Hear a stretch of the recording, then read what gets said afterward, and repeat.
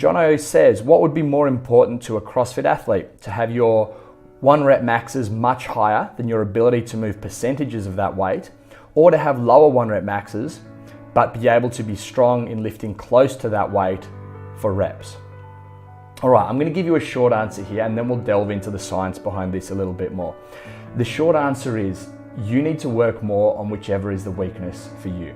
So in a sport where we're testing your ability to have equal competencies across broad domains of time, of modes of exercise, and of loads, you need to be able to do both.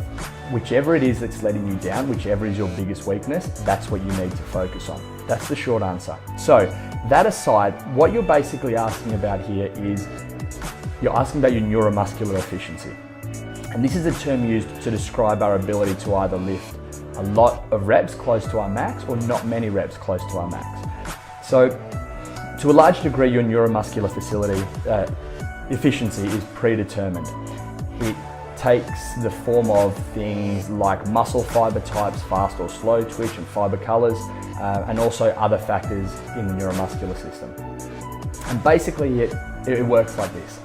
If you have a very high 1 rep max, you're very strong, but you can't lift 85% of that many times, then you have a high neuromuscular efficiency. It basically means that you're able to recruit a large percentage of your total muscle fibers, a large percentage of your total motor units, which are those nerves telling the muscle fibers to fire.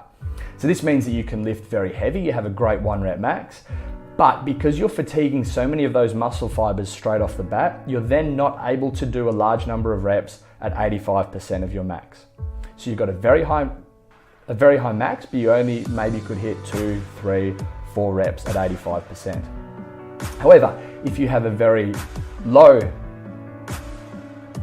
rating here, what you're able to do is not lift as much because you can't fire as many of those motor units. You can't fire as many muscle fibers. However, because you're not firing as many, you're more able to complete a lot of reps close to your max. So you can do a lot of reps at 85%, maybe 10, 12 plus reps, because you're not fatiguing as many of those muscle fibers on each lift. So you have a greater deficit or reserve to be able to fall back on. So how do we fix this? Because again, you remember the short answer to this question was whichever you are weakest at is what you need to work at. If you have a high rating here, if you have a high neuromuscular efficiency, you need to work at being able to do more reps close to your max. If you have a low neuromuscular efficiency, you need to be able to work at increasing your 1 rep max because you already have that stamina. So how do we do this? Well, if you have high neuromuscular efficiency, if you're very strong but your stamina is not so good, your training is going to benefit more from you doing a lower volume at higher loads. That is what's going to work to your fiber type, to your genetic predisposition.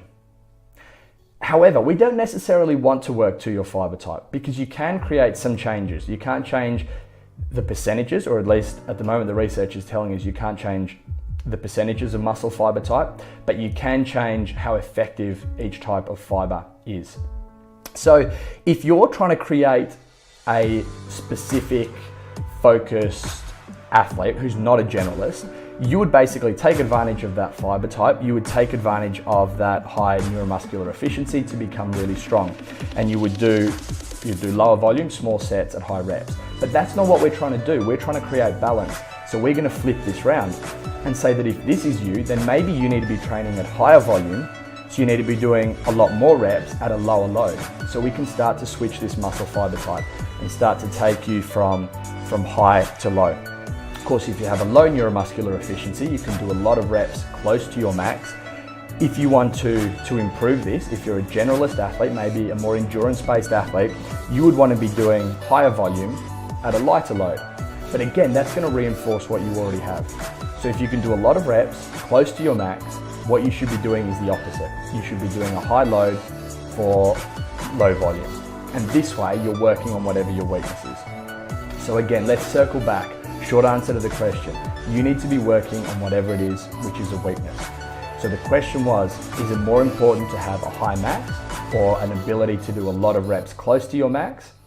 What's most important for you is what's most important for you, and that is working your weakness. Because in the end, you're only as strong as your weakest link, and that is what's going to determine your success as an athlete.